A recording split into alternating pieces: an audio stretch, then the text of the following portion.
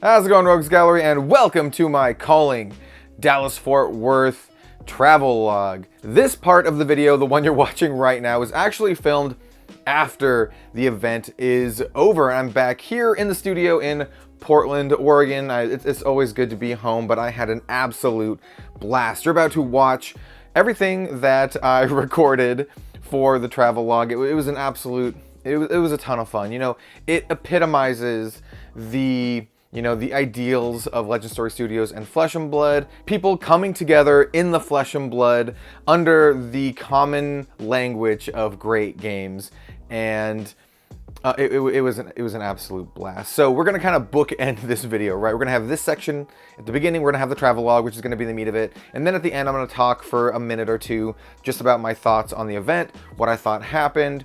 In case you didn't know, I was actually one of the commenters for the event. I was in the coverage booth, so I saw literally every single game that was played on the coverage, and it was a blast. And I definitely have opinions on what happened and what went down. So join me in this journey. Let's do it.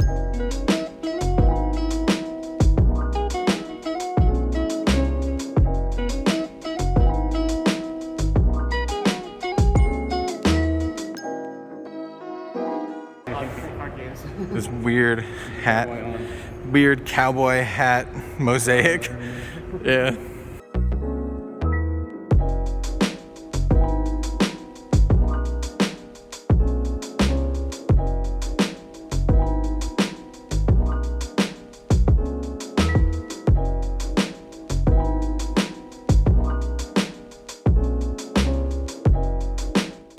It's actually pretty interesting how the sheets are. Knowing like Magic uncut sheets, just how they're laid out.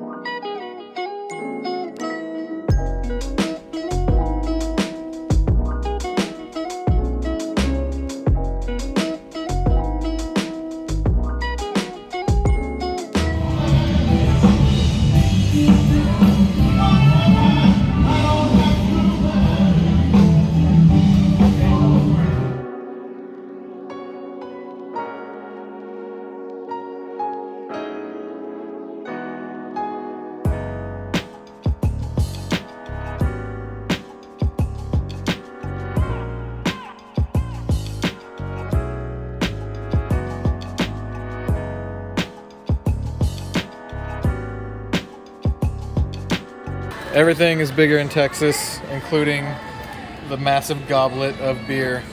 My wife's gonna be pissed at me. You didn't clean your lens. And we're gonna scroll through all of this. Look at this. Look at this absurd amount. How many pounds of food do you think are on this table?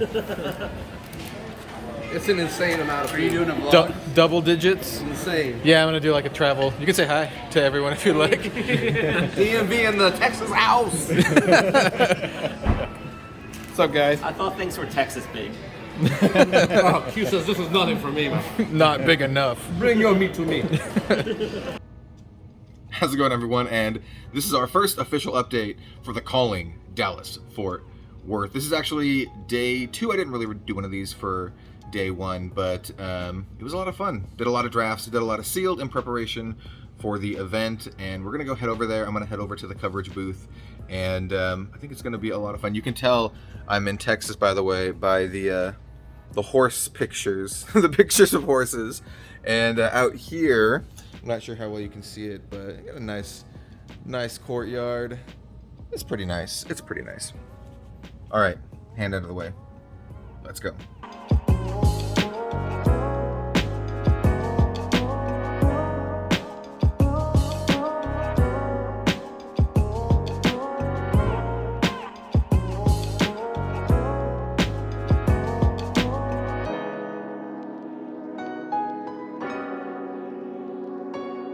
I can't help but notice that there's one hero missing. Where's the Azalea Love? At least we have our boy Viscera here. So that's something at least. Get real close. Let's do it. Event doesn't start for another hour or so, but turnout looks all right. A little sparse right now, but I'm sure it'll fill out as folks come in.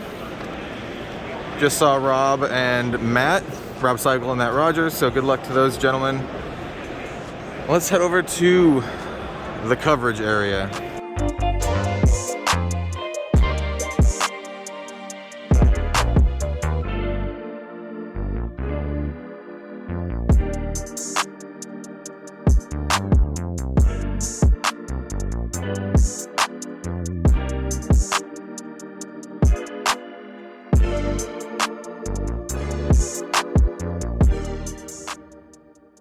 Welcome back to the Fort Worth Convention Center. For round 6, I'm Tana Grace. This is Kellen. I'm sorry. Hey, this is Red Zone. You can't see what's going on off screen, but it's making me laugh quite a bit. I'm so sorry. We're being taunted. Yeah, we're being taunted. I just got out of lunch break. I'm going into a food coma. And I was going to say, Red Zone has been starving here. Look at this guy. Look at this guy. Look at this lasagna. This is the biggest lasagna I've ever seen. I have a question for you, and this is what everybody at home really wants to know is, does Breyer eat lasagna? No. Well, maybe. Maybe? Breyer probably eats vegan or vegetarian lasagna. Definitely eats vegan. That's a good call. Definitely Yeah. eats vegan lasagna. I gotta say, Oldham probably eats giant flanks of steak. Yeah, Like, just giant turkey legs is like 90% of his meal. he puts the whole thing in his mouth, just the bone comes out, Yeah, just picks it exactly. clean in one Yeah, go. for sure. Yeah, absolutely. And then Lexi has salad. Yeah, salad, maybe a little boba or something. Yeah, definitely boba. Yeah, Yeah. for sure. All right, so we're moving into. So that is the end of the day 2 event. Lots and lots of sealed and a pretty sweet draft. I'm actually on my way to go get dinner. It's a kind of a bit of a walk, but figured I'd update y'all as I'm going. I think the convention center is about to explode, so I'll catch you on the flip side here. So this is day 2 technically of the calling. This is our dinner. Look at this.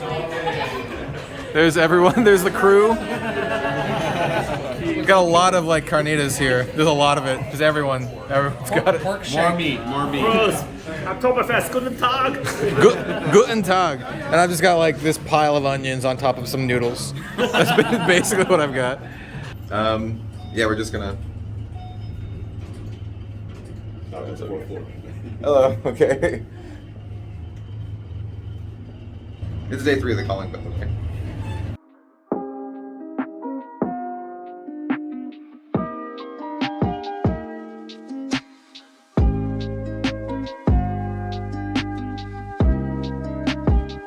Here we are, day 3, the calling, Dallas.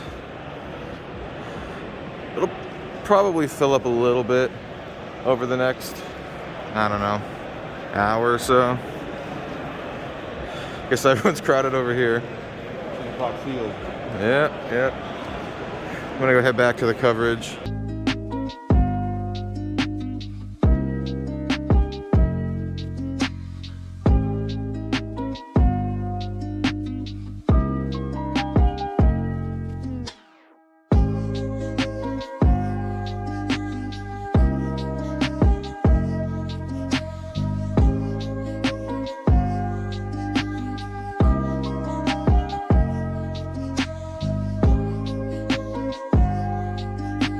Now you're just gonna be in the vlog, just casually drinking your tea. say hello, gentlemen. Finals, man. You gotta store up your energy somehow.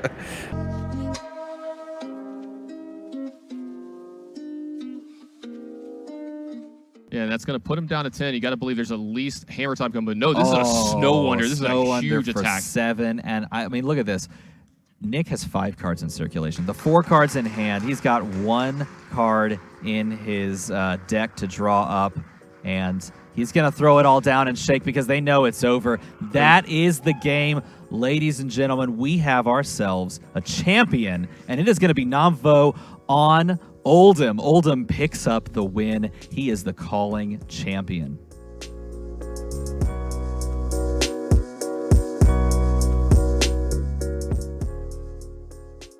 but I'm probably not going to make it a really long recap. How's it going, everyone? I'm back from the day 2 of the Calling Dallas Fort Worth. If you follow me on social media, if you follow me on Twitter, I posted it on the YouTube channel, I posted it on Instagram. You should definitely follow me on Twitter and Instagram, by the way. I post a lot of stuff there. I posted there with a bunch of updates. Nam Vo ended up winning. He won with Oldham, which was actually really, really exciting. And it was a house. It was a brick freaking wall. Very, very interesting to see play out. We are here, obviously, in the hotel room. I'll show off this cool playmat that I ended up getting. Check that out. Check that cool playmat that I ended up getting. Shout out to Tan and Grace for getting me that playmat.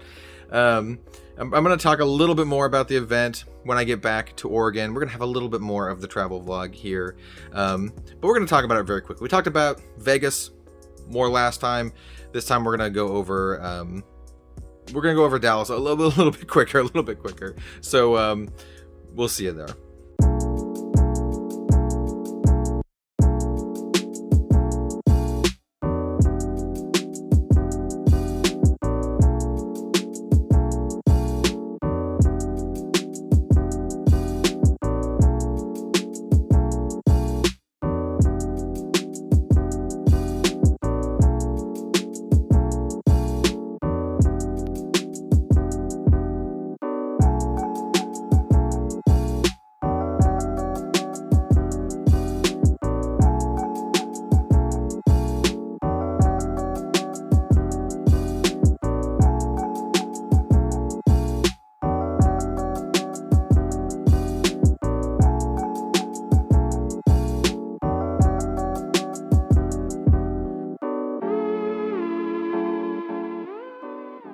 And we are back to me here in the studio.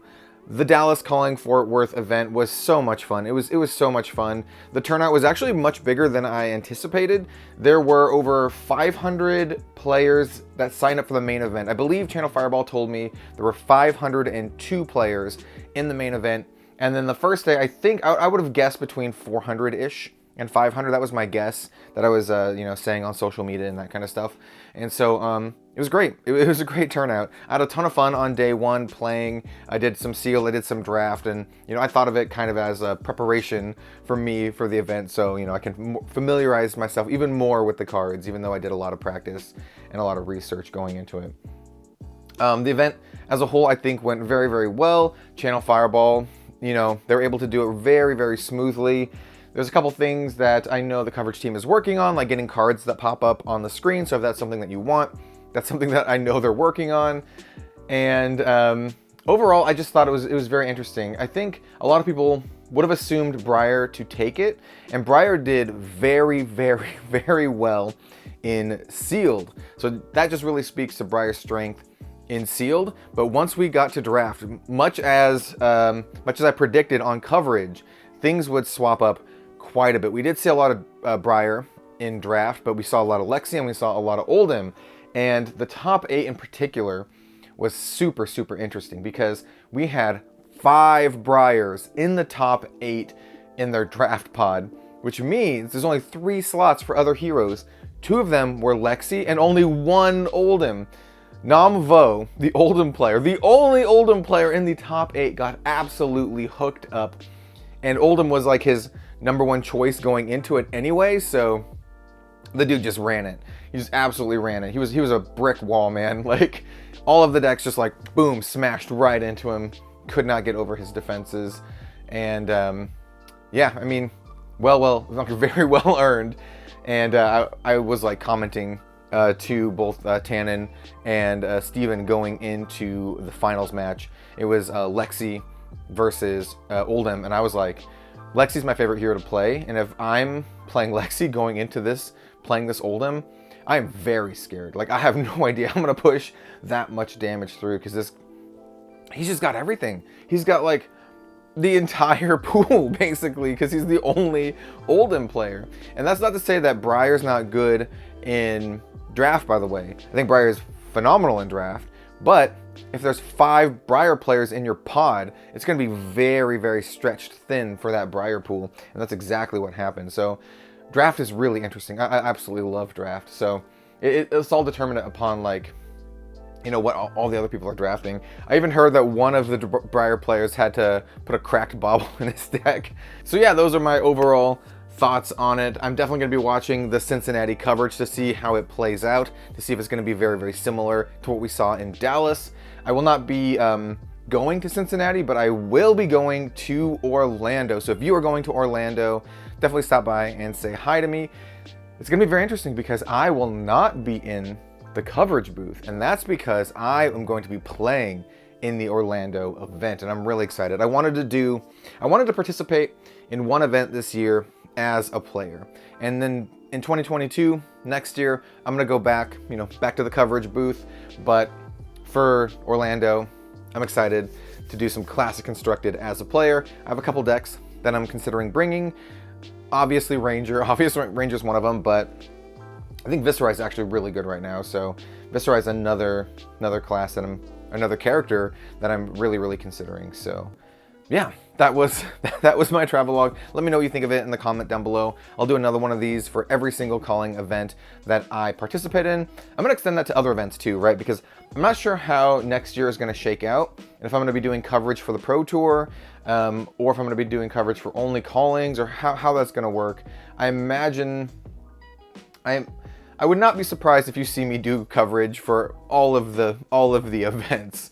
But we'll see how that goes. Anyway, thank you so much for watching. This was so much fun, both this video and just the calling. If you can make it out to Orlando, like I said, definitely stop by and say hi to me. I'm you know, I love meeting you guys. So yeah, have a good one, everyone, and I will see you next time, possibly in Orlando.